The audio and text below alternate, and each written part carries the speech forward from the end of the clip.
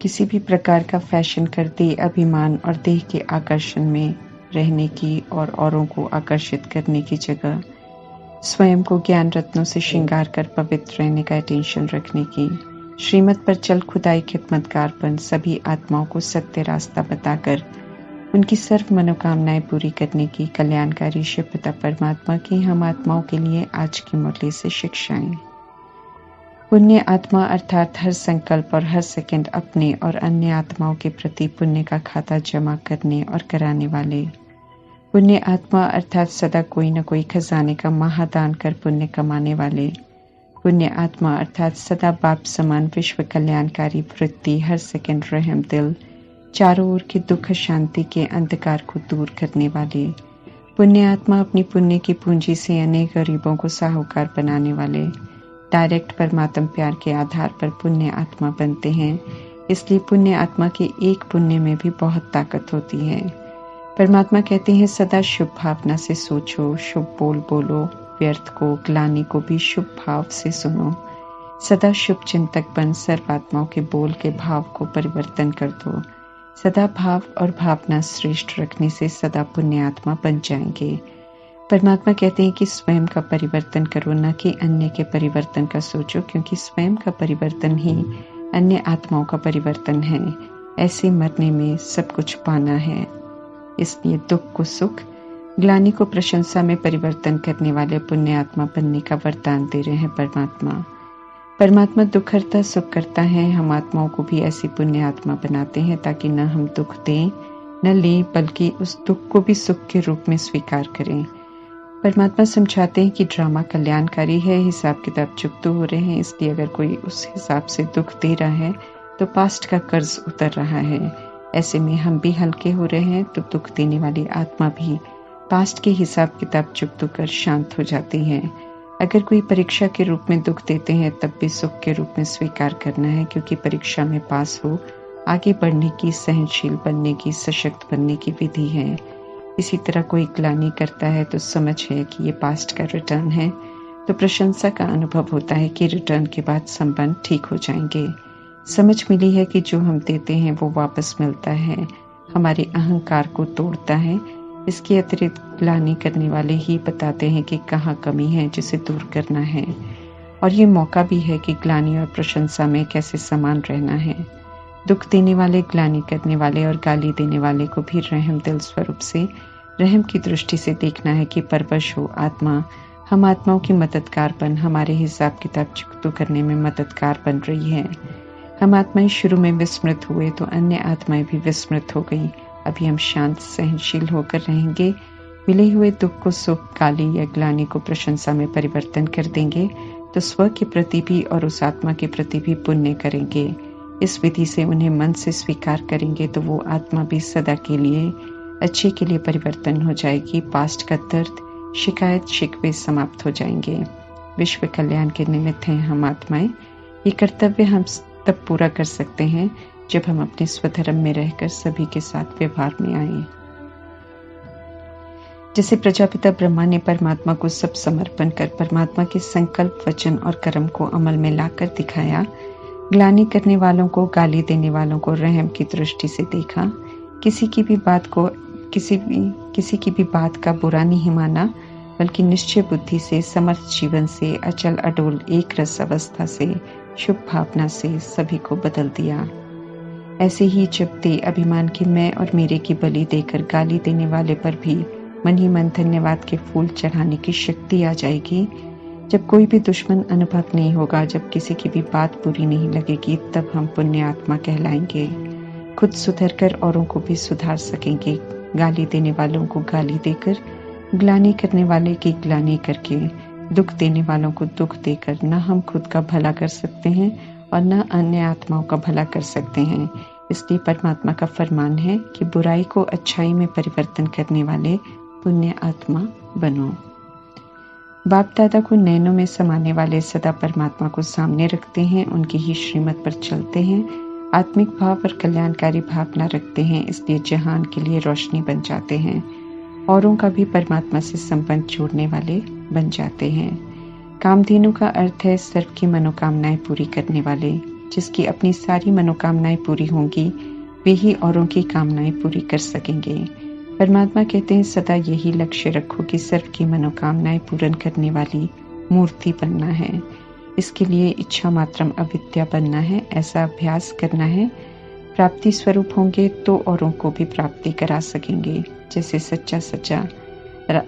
सच्चा रास्ता जानकर हम आत्माओं की मनोकामनाएं पूरी हुई हैं, ऐसे ही परमात्मा का फरमान है कि अपने बहन भाइयों को अर्थात विश्व की आत्माओं को भी सच्चा रास्ता बताओ। घर घर में सर्व आत्माओं को पैगाम दो कि सर्व आत्माओं के पिता बेहद का सुख देने आए हैं। सुख परमात्मा से लेना होता है उनकी श्रीमत पर चलकर, इसलिए सभी का संबंध परमात्मा से जोड़ना है। परमात्मा का मददगार बनना है ताकि घर घर स्वर्ग बन जाए, अर्थात विकारों की समाप्ति हो। कांटों से फूल बनकर अर्थात देह अभिमान और विकारों अर्थात कांटों को छोड़ देही अभिमानी और निर्विकारी बनाने की सेवा करनी है। न देह का अहंकार हो, न देह का भान हो, अर्थात निरहंकारीपन और निराकारीपन अर्थात आत्मिक भान में सबकी खिदमत करनी है। सारी दुनिया को रावण रूपी दुश्मन अर्थात विकारों की जंजीरों से छुड़ाना है। ये हम आत्माओं की सबसे बड़ी जिम्मेवारी बन जाती है जब हम परमात्मा के बनते हैं। रावण राज्य में एक दूसरे को गिराने के निमित्त बन जाते हैं, अब हमें सभी को ऊपर उठाने के निमित्त बनना है। जगदम्बा को सभी की मनोकामनाएं पूरी करने का वर्षा परमात्मा से मिलता है, क्योंकि वे परमात्मा की श्रीमत को हाँ जी कहकर उसी समय अमल में लाते थे। विनाशी जीव अर्थात शरीर देख सकते हैं, लेकिन शरीर को चलाने वाली चैतन्य शक्ति आत्मा को, जो कभी भी विनाश नहीं होती, अति सूक्ष्म है, उसे देख नहीं सकते हैं लेकिन जान सकते हैं। जानना है कि सूक्ष्म अविनाशी आत्मा के पिता अविनाशी परमपिता परमात्मा है। देखने में दोनों एक जैसे हैं। जानना है कि पवित्रता के सुख, शांति, प्रेम, आनंद, शक्ति, ज्ञान के सागर परमात्मा की हम आत्माएं संतान हैं। हम भी ओरिजिनल में पवित्र, शांत, सुख, प्रेम, आनंद, शक्ति, ज्ञान स्वरूप हैं, लेकिन खुद को भूलकर, देह समझकर, देह अभिमान के संग दोष में आकर 63 जन्म स्वधर्म से विपरीत होकर कर्म किए हैं। देह के पिता का रोल हो या देह के संतान का रोल हो, दोनों ही रोल में आत्मा अपने स्वधर्म के विपरीत चलकर पाप आत्मा बन जाती है। अब समझ मिली है कि हम अविनाशी आत्माएं हैं। अविनाशी ऊंचे से ऊंचे परमात्मा के हम संतान हैं, ऊंचे धाम परम धाम के रहने वाले हैं। तो हमें उसी सत्य स्वरूप में लौटना है और फिर से खुद को सच्चा बेदाग हीरा बनाना है। अज्ञानता में जो हमने किया उस अधर्म की आदतों को समझ से छोड़ना है और परमात्मा पिता से स्वर्ग की बादशाही के सुख घनीरे लेने हैं। स्वर्ग की बादशाही परमात्म गिफ्ट है जो परमात्मा उन आत्माओं को देते हैं जो उनकी श्रीमत पर चलकर ईश्वरीय पढ़ाई पढ़कर फिर से सतगुणी आत्मा और सतयुगी देवता प्रैक्टिकल में बनते हैं। परमात्मा सागर हैं, खुले भंडारे लेकर हाजिर हैं संगम युग में। भाग्य विधाता के रूप में कर्म रूपी कलम भी देते हैं हाथ में, लेकिन जो भी चाहिए, जितना भी चाहिए, हमें उनसे लेना है, पुरुषार्थ करना है। ये विधि है, यहाँ कोई पक्षपात नहीं है, हर किसी को अपने ही बल से सब कुछ लेना है। दुनिया पुरानी हो गई है, इसके बदलने का समय आ गया है। देह अभिमान ये बात समझने नहीं देता है, इसलिए मेजॉरिटी आत्माएं कलयुग के आकर्षण में परमात्मा को नहीं पहचान पाते हैं। उनके द्वारा दिए हुए संदेश को समझ नहीं पाते हैं। जब समझ का तीसरा नेत्र खुलता है तो स्पष्ट दिखाई भी देता है कि दुनिया पुरानी हो गई है और ज्ञान भी यथार्थ समझ में आता है। ईश्वरीय बुद्धि अर्थात श्रीमत प्रमाण समझेंगे तो साधारण से देवता बन सकते हैं और राज्य भाग्य प्राप्त कर सकते हैं। 108 की विजय माला में आ सकते हैं। 8 की माला उन आत्माओं की बनती है जो स्वयं को संपूर्ण परिवर्तन कर बाप समान बनकर पास विद ऑनर बनते हैं। भक्ति मार्ग में परमात्मा को जाने बिना माला जपते हैं। अभी परमात्मा हम आत्माओं को निरंतर याद में रहने की श्रेष्ठ मत देते हैं। यहाँ जपना नहीं है, बल्कि समझ से यथार्थ परमात्मा को जानकर हर संबंध से उनकी ही याद में रहना है। इसी में आत्मा का कल्याण है। याद में रहने वाली आत्मा ही औरों को भी परमात्मा की याद दिला सकेगी। ईश्वरीय परिवार के सदस्य हैं हम सब। तो अब ईश्वरीय नियमों पर ही चलना है। प्रजापिता ब्रह्मा और जगदम्बा ने नियमों पर चलकर दिखाया है, अब हमें भी चलना है और अन्य आत्माओं को भी रास्ता दिखाना है। कोई चले न चले ये उनकी मर्जी है, परंतु शुभ भावना से रास्ता तो सभी को बताना है, आज नहीं तो कल। परमात्मा कहते हैं कि सभी ने आना है। कोई फल जल्दी निकलते हैं, कोई विनाश के सीजन के समय भी निकलेंगे। सभी आत्माओं का बंद तीसरा नेत्र खुलना जरूर है। भक्ति की मेहनत का फल सत्य ज्ञान के रूप में परमात्मा हम आत्माओं को दे रहे हैं, तो ज्ञान के फल को धारण कर उसका स्वरूप बनना है। रावण रूपी काम, क्रोध, लोभ, मोह, अहंकार और उनके बच्चों ने हम आत्माओं को बहुत दुख दिया है। अब हमें खुद को इस दुश्मन से मुक्त करना है, रावण पर संपूर्ण जीत प्राप्त कर विजयदशमी मनानी है। आत्मा पर से रावण रूपी फॉरनर का राज्य समाप्त करना है। फिर से भारत को भ्रष्टाचारी से, कंगाली से बाहर निकालना है। जितना श्रीमत पर हम चलेंगे उतना रावण को भगाने में हम सब कामयाब होंगे। मनमत और परमत दोनों ही कीर्ति कला में ले जाने वाली है। इसलिए परमात्मा सावधान करते हैं कि अगर फिर से पराई मत पर हम चलेंगे तो गिर पड़ेंगे, ऊंच मर्तबा नहीं प्राप्त कर सकेंगे। सही मार्ग पर चलने की, श्रीमत पर चलने की हिम्मत रखेंगे तो परमात्मा हमारे मददगार बनेंगे। निरहंकारी, निर्विकारी और निराकारी की विशेषता परमात्मा से सीखकर हमें खुदाई खिदमतगार बनना है। श्रीमत की अवज्ञा कर हमें सद्गुरु की निंदा नहीं करानी है, अपना नुकसान बिल्कुल नहीं करना है। शरीर का नाम पड़ता है जो शरीर के साथ खत्म हो जाता है, फिर आत्मा को दूसरे जन्म में दूसरा शरीर, दूसरा नाम रूप मिलता है। परमात्मा का नाम सदा शिव है, जो कि उनके कर्तव्य के अनुसार है। परमात्मा सदैव ही कल्याणकारी है, इसलिए उनका नाम कभी भी बदलता नहीं है। सृष्टि रूपी ड्रामा में आने वाली सबसे पहली आत्मा ब्रह्मा को ग्रेट ग्रेट ग्रेट ग्रैंडफादर कहते हैं, क्योंकि धर्म पिताओं के भी पिता हैं। आदम और ब्रह्मा के रूप में भिन्न भिन्न धर्म वाले उन्हें सबसे बड़ा मानते हैं। निराकार परमात्मा को यथार्थ जानकर उन्हें याद करके ही हम सब पावन बन सकते हैं और कोई दूसरा रास्ता नहीं। तो जानने का और उनकी याद में रहने का अटेंशन हमें जरूर रखना है। संगम युगी ईश्वरीय परिवार और मधुबन हमारा पियर घर है।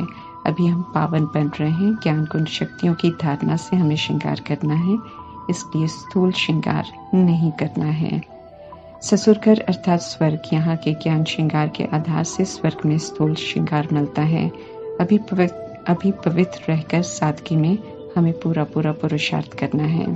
भक्ति मार्ग में मनुष्य आत्माएं जैसे जैसे तमोप्रधान बनते हैं, ऐसे ऐसे पूजा के रस्म रिवाज भी ना समझी वाले बनाते हैं। खुद ही मूर्तियां बनाकर उन्हें देवी देवता भगवान कहकर पूजते हैं। बहुत खर्च करके फिर कहीं भी पानी में डुबो देते हैं।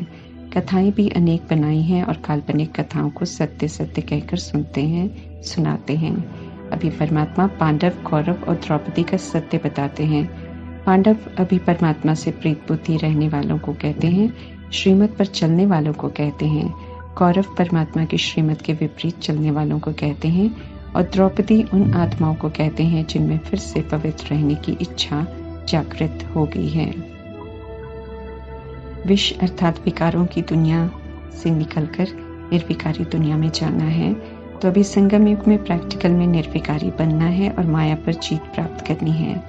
परमात्मा का बनकर समझ मिलने के बाद हमें हार नहीं खानी है, चूंकि अविनाशी आत्माएं हैं और जो एक्ट हम करते हैं वो आत्मा में रिकॉर्ड हो जाती है और जो रिकॉर्ड हो जाती है वो आत्मा फिर से जरूर बजाती है।